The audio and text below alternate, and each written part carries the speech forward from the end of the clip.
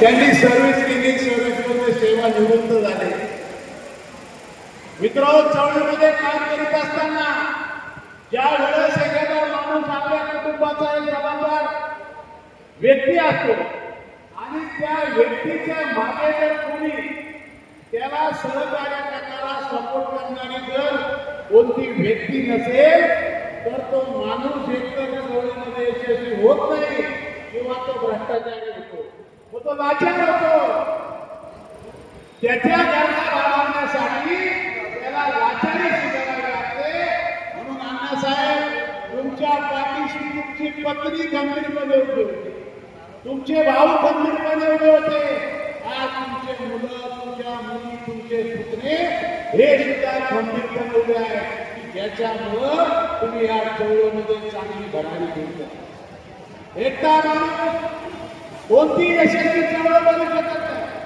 म्हणून मला असं म्हणायचं आहे की सोनूभाऊचं सामाजिक चळवळीमध्ये काही योगदान फार काय असेल असं जर नसलं तर अण्णासाहेब कटारेंसारखे, नितीन कटारेंसारखे, प्रशांतसारखी कार्यकर्ते मंडळी या समाजामध्ये सामाजिक परिवर्तनाच्या चळवळीमध्ये हे आज जोरानं काम करत आहेत. या आमच्या सोनूभाऊ सारख्या या वरिष्ठांचं योगदान आहे, त्यांचे आशीर्वाद आहे, त्यांचं मार्गदर्शन आहे.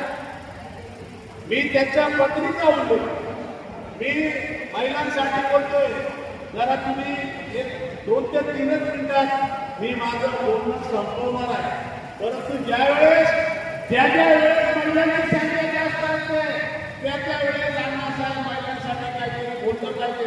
आणि म्हणून मी एकच आपल्याला सांगतो, मी आता उदाहरण दिलंय की अण्णासाहेबांच्या पाठीशी कोण होतं. म्हणून ज्या वेळेस एखादी स्त्री सर्व धार्मिक बंधनं झुगारून ती आपल्या पुरुषाच्या पाठीशी उभी राहते, त्या वेळेस या देशामध्ये एक मोठी सामाजिक क्रांती झाल्याशिवाय राहिलेली नाही. आता तुम्ही म्हणाल कसं, अरे माझी सावित्रीबाई फुले आज बहुजन समाजाची माझी नाव होती. जर ती तिची धार्मिक बंधनं झुगारून राणीबाई फुलेंच्या पाठीशी उभी राहिली नसती तर या देशातील श्रीमंती चळवळ आणि शिक्षणाची चळवळ उभी राहिली नसती.